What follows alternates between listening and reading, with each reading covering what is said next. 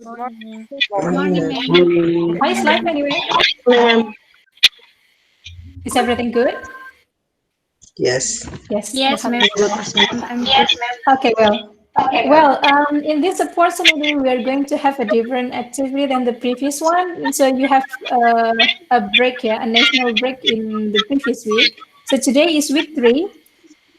I'm going to present you a slide, but before that, I would like to explain about our LMS. Just wait for a while. So the LMS that we are using for the whole semester will be lms.umm.ac.id. Have you visited that before? Sudah pernah dikunjungi LMS-nya? lms.umm.ac.id. So Buat di semester ini belum pernah, ma'am. belum pernah ya? So this is it. Let me go back to the home, and you will see the course. And your course is strategi pembelajaran. Ini URL-nya ya, strategi pembelajaran. You can take a look at it. So the material in week 1 has been provided here. So week 2 was national break. In week 3, here is the activity that we are going to do for today. You can try if you want. All right. Yeah, so this is the material for today. Anyway, do you still remember what is strategi pembelajaran? We discussed it in the first week. Do you still remember? Strategi? You forgot it. All right, so it is a learning instructions strategy. One of the discussions we have is kerangka berpikir dalam strategi pembelajaran. Mostly we are going to discuss about learning style and individual characteristics. Well, let me present to you. So our coverage will be hakikat anak sebagai peserta didik, and then karakter individu anak, lalu gaya belajar anak. Secara hukum, peserta didik itu dilindungi oleh undang-undang di negara kita. Karena kita berbicara tentang pendidikan, maka itu ada aturannya. Aturannya yang kalau Anda amati, ketika Anda belajar strategi pembelajaran atau belajar pembelajaran dan mata kuliah fakultas yang lain, Anda akan menemukan bahwa peserta didik di mata hukum itu diatur dalam Undang-Undang Nomor 20 Tahun 23 tentang Sisdiknas, Sistem Pendidikan Nasional. Dikatakan bahwa peserta didik adalah anggota masyarakat yang berusaha mengembangkan potensi didik melalui proses pembelajaran yang tersedia pada jalur, jenjang, dan jenis pendidikan tertentu. Potensi peserta didik akan berkembang secara optimal apabila proses pembelajarannya tepat dan sesuai dengan tahapan usia peserta didik tersebut. Selain itu, peserta didik juga berhak mendapatkan pelayanan pendidikan sesuai dengan bakat, minat, dan kemampuan. Di situ saya highlight untuk yang warna hijau toska dan ungu, poin kita yang akan kita diskusikan ada di situ, yaitu melihat karakter individu dan gaya belajar siswa sehingga kita bisa mendesain program berdasarkan karakter dan gaya belajar siswa. Oke. What's next? Dengan peraturan itu, lalu yang harus menjadi pertimbangan sebagai kita atau Anda yang nantinya akan menjadi calon guru atau calon pendidik adalah pertama yaitu bagaimana cara mengajar yang tepat sehingga dapat mengembangkan potensi anak dengan memperhatikan hakikat sebagai anak. Kemudian ada bagaimana karakter anak yang akan kita ajar. Sebagai pendidik atau sebagai pengajar, kita juga harus tahu bagaimana karakter anak dalam kelas kita. Lalu yang terakhir adalah bagaimana gaya belajarnya. Ini perlu diperhatikan gaya belajar karena terkait kalau kita berbicara tentang pendidikan, berarti kita selama ini pendidikan selalu dikaitkan dengan kegagalan dan keberhasilan gitu ya. Kalau gagal faktornya apa? Kalau berhasil juga faktornya apa? Menurut Rother, karakter individu itu dipengaruhi oleh dua locus of control. Locus of control yang pertama adalah external locus of control. Lalu yang kedua adalah internal locus of control. Apa maksudnya? Kalau external locus of control itu lebih titik tekannya pada jadi seseorang merasa kegagalan atau keberhasilan itu sebagai others responsibility atau dipengaruhi oleh faktor-faktor lain selain individu yang karakter individu yang ada di dalam dirinya. Jadi dia lebih menitik tekankan bisa jadi faktor kesuksesan dia tergantung program sekolahnya apa, tergantung bagaimana cara guru mengajarnya, gitu. Disebut dengan external locus of control. Salah satu indikatornya adalah siswa merasa bahwa keberhasilan atau kegagalannya ditentukan oleh faktor lain di luar dirinya, atau disebut juga dengan extrinsic motivations. Melakukan sesuatu, termotivasi melakukan sesuatu karena faktor lain di luar dirinya. Bisa jadi karena program, bisa jadi karena gurunya, atau bisa jadi aspek-aspek lain. Lalu internal locus of control itu kebalikannya berarti ya. Seseorang atau siswa atau peserta didik merasa bahwa kegagalan atau kesuksesan dia dalam belajar itu dipengaruhi erat oleh oneself responsibility. Jadi mungkin ada faktor eksternalnya, tapi dia lebih menitik tekankan pada faktor individunya dia, faktor personality yang ada pada dirinya. Jadi dia yakin dia akan sukses. Jadi faktor lain hanya sekedar pendorong saja. Itu atau disebut dengan intrinsic motivations. Jadi motivasi anak terhadap kegagalan dan kesuksesannya itu ada pada faktor internal. Gitu ya. Itu berdasarkan teori psikologi dipopulerkan oleh Rother. Lalu biasanya cirinya adalah ELC dan ILC. Cirinya menurut Ramli 2003 diindikasikan oleh perilaku sehari-hari seperti yang ada di slide itu. Di antaranya kalau internal locus of control, suka menyendiri, sungguh-sungguh, intens, menjauhkan diri dari orang lain. Kalau yang external locus of control, biasanya suka berkelompok, relax, antusias, suka berbicara dalam kelompok, begitu.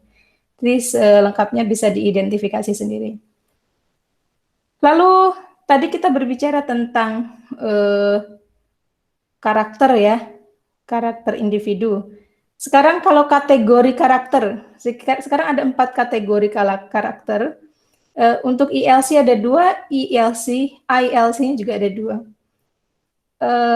Untuk ILC atau internal locus of control ada pragmatis, damai, disingkat PD, melankolis sempurna. Di situ ada strength and weakness-nya. Di antaranya kalau pragmatis, kekuatannya pada keseimbangan, disposisi yang merata, rasa humor yang kering.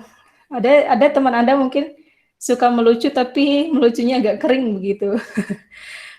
Itu rasa humor yang kering, kepribadiannya tapi menyenangkan. Lalu kelemahannya mungkin kurang memiliki kepastian ya, lalu kurang antusias terhadap sesuatu, kurang energi kemauan yang tersembunyi. Itu yang pertama. Yang kedua, untuk internal locus of control, kategorinya ada melankolis. Ini melankolis mungkin agak mirip dengan selama ini kita mendengar kata melankolis ya. Tapi ini ada kekuatannya, melankolis itu memiliki kemampuan mengorganisasikan. Jadi dia seorang organisatoris ulung begitu. Lalu bisa menetapkan tujuan jangka panjang. The student loves to have a long-term goal. Jadi jangka panjangnya apa? 4 tahun ke depan saya akan lulus S2 misalkan. Saya akan mendapatkan beasiswa misalkan gitu. Jadi ada tujuan jangka panjang sehingga dia punya step untuk melakukan hal-hal di jangka pendek. Lalu memiliki standar dan idealisme tinggi, biasanya begitu. Atau kalau menganalisis, dia bisa menganalisis secara dalam. Tapi juga ada kelemahannya, mungkin mudah agak rentan terhadap tekanan begitu. Lalu perlu waktu banyak untuk mempersiapkan. Jadi seperti agak perfectionist begitu ya. Harus detail dalam persiapan. Terlalu memusat perhatian pada perincian. Jadi ya seperti yang saya sampaikan tadi, agak detail terhadap sesuatu. Mengingat hal-hal negatif. Jadi kesalahan, misalkan Anda melakukan kesalahan pada orang ini, dia akan mengingatnya lama, gitu. Lalu mencurigai orang lain. Selanjutnya adalah external locus of control, ada sanguinis dan koleris kuat. Untuk sanguinis, kekuatannya biasanya bisa bicara tentang apa saja. Ada mendapati teman yang seperti ini mungkin? Dia mampu untuk berbicara apa saja, tidak hanya pada satu bidang, kapan saja dan di mana saja, tanpa informasi. Jadi supel begitu ya, bisa menjangkau topik apapun begitu. Lalu memiliki kepribadian yang bergairah, optimis, rasa humor, kemampuan bercerita dan menyukai orang lain. Kurang lebih easy going, supel begitu. Lalu kelemahannya biasanya tidak terorganisasi ya. Anda bisa mengamati diri Anda atau teman-teman Anda, termasuk yang mana sanguinis itu kira-kira siapa begitu. Tidak bisa mengingat perincian atau nama, agak membesar-besarkan, tidak serius tentang apapun, lalu mempercayakan kepada orang lain untuk melakukan pekerjaan. Jadi kalau bekerja kelompok, mengandalkan temannya begitu. Mudah ditipu dan kekanak-kanakan. Itu salah satu faktor ya, mungkin tidak semua ada di diri Anda atau teman-teman Anda. Mungkin ada 1-2 yang disebutkan di sini terdapat pada diri Anda atau teman Anda. Yang terakhir adalah koleris kuat. Apa kekuatannya? Sama ya, kemampuan menguasai apa saja dengan seketika, lalu membuat penilaian yang cepat dan tepat. Biasanya kalau menilai sesuatu atau menilai seseorang itu bisa cepat dan tepat. Lalu apa kelemahannya? Agak suka memerintah ya. Lalu dominating the forum, bisa jadi begitu. Tidak mau mendelegasikan atau menghargai orang lain. Karena bisa jadi terlalu percaya pada dirinya ya. Itu koleris kuat. Oke, sebagai guru ada beberapa tindakan. Kalau Anda sudah mengamati tipe-tipe karakter peserta didik, sehingga Anda tahu apa yang harus dilakukan ketika menghadapi murid yang mempunyai kategori A, B, C, gitu. Ada beberapa hal, nanti bisa Anda baca secara detail, diantaranya untuk murid sanguinis tadi, mengenali kesulitan mereka dalam menyelesaikan tugas, menyadari mereka bahwa mereka berbicara biasanya tanpa berpikir dulu. Tidak suka hal yang monoton, sehingga sukanya hal-hal yang variatif dan fleksibilitas. Jadi kalau ada aturan agak mengekang itu kurang suka. Kalau terhadap murid koleris, guru harus mengakui bahwa mereka memiliki bakat pemimpin. Karena tadi ya, perfeksionis, mampu koleris tadi yang terakhir ya, karena mendominasi tadi, mereka punya bakat pemimpin berarti bisa nanti diarahkan kalau punya murid seperti ini, disarankan untuk tidak hanya aktif di kelas tapi juga bisa aktif di OSIS atau aktif di klub klub itu UKM gitu ya, unit kegiatan mahasiswa atau unit kegiatan siswa begitu. Lalu untuk flegmatis, sadari mereka memerlukan motivasi langsung. Jadi kalau ada masalah pada murid yang flegmatis, kita bisa memanggilnya, lalu diberi motivasi secara langsung. Itu diantaranya. Lalu untuk melankolis, karena melankolis ya, bahwa agak perasa,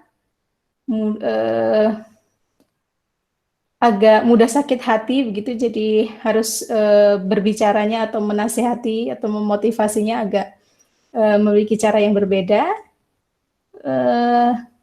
tapi mereka biasanya tulus dan kasih sayang ya. Terus terima kenyataan bahwa kadang-kadang mereka menyukai kesunyian. Tidak suka hal-hal yang ramai begitu ya. Oke. Lalu kita beranjak ke pembahasan lain, yaitu tentang gaya belajar anak. Ada 3 kategori umum, saya katakan umum karena nanti ada pakar yang lain memiliki definisi gaya belajar yang lebih banyak daripada 3 ini. Tapi intinya secara umum gaya belajar anak itu dikategorikan menjadi 3. Yang pertama visual, yang kedua auditory, yang ketiga kinestetik. Kalau Anda termasuk yang mana? Berdasarkan kategori ini. Pernah Anda menganalisa diri Anda sendiri? Apakah Anda termasuk yang visual, auditory? Auditory. Pernah, Mem. Auditory ya? Oke. Visual. Visual. Kinestetik. Oke, well, itu tipe-tipe gaya belajar anak, jadi nanti bisa diidentifikasi, itu akan menjadi aktivitas kita selanjutnya. Visual, auditory, and kinesthetic. Kita lihat secara detail visual itu biasanya apa ciri-cirinya atau tanda-tandanya. Biasanya kalau visual dia rapi, teratur, berbicaranya cepat. Anda mengamati teman Anda kalau bicara tidak bisa pelan-pelan begitu. Termasuk saya kalau berbicara agak pelan begitu lupa apa yang disimpan dalam otak sehingga bicaranya agak cepat. Tidak terganggu dengan keributan. Kalau saya sendiri tipe yang visual tapi terganggu dengan keributan. Jadi tidak mutlak ya ciri-cirinya, tapi biasanya begini. Lalu ciri selanjutnya adalah lebih suka membaca daripada dibacakan. Ini betul, lebih suka membaca. Jadi kalau menghafal sesuatu saya lebih suka lihat langsung teksnya apa daripada mendengar ya. Lalu sering menjawab dengan singkat. Tidak juga sepertinya. Lalu biasanya auditory, cirinya apa? Mudah terganggu. Atau biasanya malah auditory tidak mudah terganggu, bisa jadi begitu. Dengan suara dia lebih suka dengan suara daripada sunyi begitu. Lalu dapat mengulangi kembali dan meniru nada. Biasanya kalau sekali mendengar lagu gitu langsung ingat atau listening gitu. Kalau melakukan listening class, saya punya teman ketika pelajaran mata kuliah reading dia tidak terlalu bagus, tapi kalau mata kuliah listening langsung bagus dia. Lalu agak sulit menulis, tapi hebat bercerita karena suka mendengar, jadi kemampuan spoken atau oral skill itu biasanya dipengaruhi oleh listening skill atau auditory ya. Biasanya kalau auditory, gaya belajarnya auditory biasanya dia hebat bercerita. Lalu dia pandai mengeja dengan keras karena apa yang sudah didengar dia produce, ya, sehingga dia pandai mengeja dengan keras daripada menuliskannya, gitu. Lalu kinestetik ini agak berbeda. Kalau kinestetik dari bahasanya sudah ketahuan. Sebentar ada yang masuk. Kinestetik biasanya identik dengan gerak ya, dengan psikomotor, dengan gerakan fisik, gitu. Di antara cirinya adalah berbicara dengan perlahan, lalu berorientasi pada fisik dan banyak gerak gitu ya. Lalu menghafal dengan cara berjalan dan melihat. Biasanya kalau menghafal sesuatu atau pelajaran misalkan itu harus sambil jalan-jalan gitu atau sambil menggerakkan anggota badannya. Lalu menggunakan jari petunjuk saat membaca. Biasanya kalau membaca harus pakai bantuan fisik begitu. Alright, lalu implikasi dari karakteristik individu anak dan juga tadi kita berbicara juga tentang kategori karakter, yang terakhir kita berbicara tentang gaya belajar anak. Apa sih sebenarnya implikasi dari semua itu? Jadi sebagai pengajar atau kita kan curriculum designer atau program designer, implikasinya kita bisa lihat pada program-program sekolah. Anda kan dulu pernah SMA, SMP, sehingga sekarang bisa mengamati atau look back begitu ke sekolah Anda yang sudah Anda hadiri. Kira-kira school programs yang menitik beratkan atau memperhatikan gaya belajar anak, diantaranya adalah muncul program-program seperti ini. Di SMA mungkin Anda menemui language class, kelas bahasa begitu ya. Dikategorikan, jadi siswa SMA dikategorikan menjadi beberapa program yang disebut dengan program peminatan. Ada kelas bahasa, kelas internasional, lalu kelas olahraga. Jadi kalau masuk, saya pernah itu waktu PPL di SMPN 1 Batu, itu kategorinya seperti ini, kelas bahasa, kelas internasional, dan kelas olahraga. Jadi kalau masuk ke kelas olahraga itu agak kurang terhadap pelajar kurang antusias, tapi kalau diminta untuk melakukan misalkan olahraga atau hal yang terkait dengan fisik, mereka akan sangat antusias. Sebaliknya, kalau di international class mungkin tidak terlalu international class, anaknya agak serius-serius begitu ya, karena orientasinya akademis begitu. Kalau language class berarti fokusnya pada bahasa.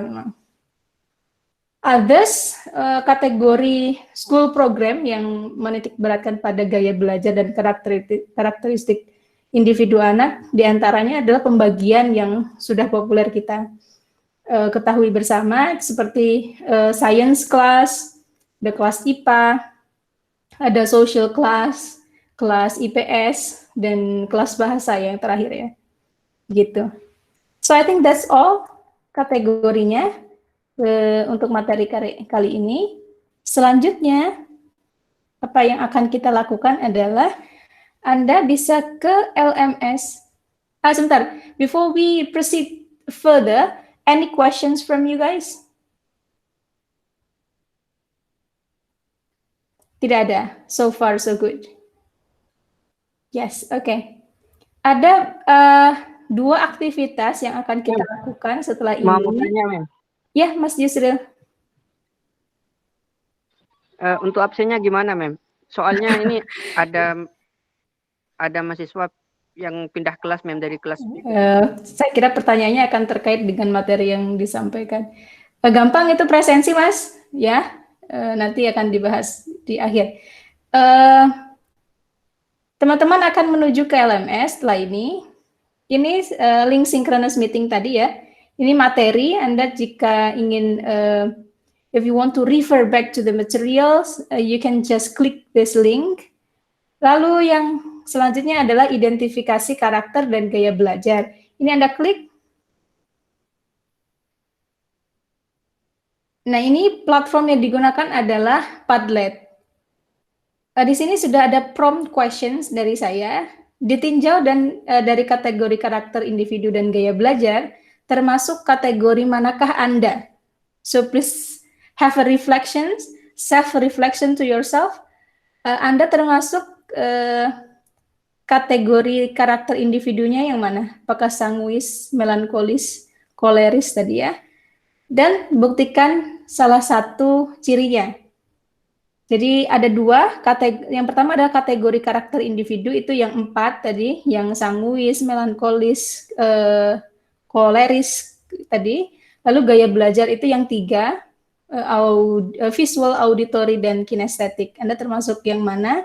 Lalu buktikan salah satu cirinya, boleh 1, boleh 2. Kalau cirinya bisa saja diambil dari slide tadi, and you can refer back to the slide, or you find different thing, that's good. Kalau Anda bisa menemukan hal lain selain yang ada di slide, itu boleh disampaikan. Itu yang pertama untuk aktivitas individu. Yang selanjutnya, cara menuliskannya, sudah pernah pakai Padlet sebelumnya? Sudah? Belum, Mem. Belum, Mem. Belum, Mem. Tinggal klik saja. Ini nanti Anda klik plus button ini yang di bawah kanan, tinggal klik saja lalu Anda tuliskan. Jadi nanti jawaban Anda akan semuanya akan presented here. So your answer will be shown here. So everyone's answer is visible to everyone. Ya, oke. Lalu kemudian ini untuk yang Padlet.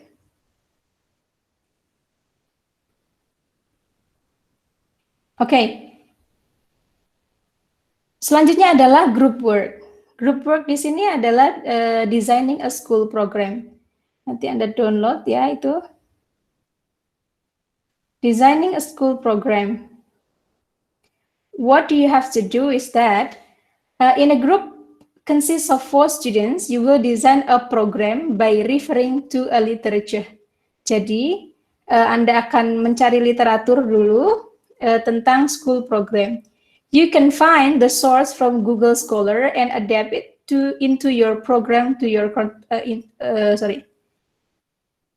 You can find the source from Google Scholar and adapt it into your program or to your contact. Afterwards, fill in the form below. Jadi Anda nanti ke Google Scholar, saya tunjukkan sebelum ini.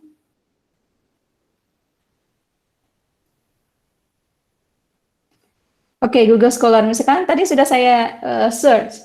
Anda ke Google Scholar ya, atau Google Cendekia. School Program for Visual Learners. Misalkan Anda nanti ke bagian kelompok yang visual learners, kira-kira program apa yang bisa dibuat untuk visual learners. Di sini Anda bisa pilih salah satu saja, pilih satu referensi. Satu boleh, atau lebih dari satu juga boleh.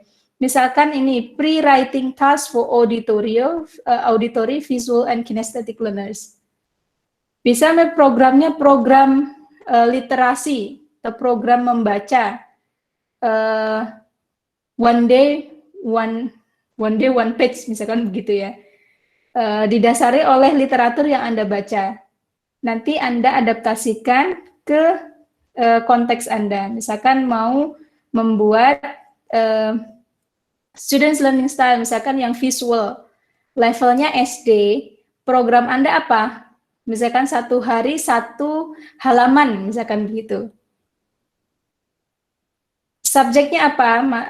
Subjek, course, atau skill boleh. Skillnya misalkan membaca. Silahkan di sini link referensinya dicantumkan di sini. Reference link. Gitu ya. Lalu dicantumkan member of the group. Lalu terakhir ya, saya lupa tadi, screenshot dari diskusi grup ya. Screenshot of group discussion. Gitu? Any questions? Terkait dengan ini, ada yang ingin dikonfirmasi? So far so good? Yes, oke. Untuk pembagian kelompoknya, sekarang saya lihatkan ya.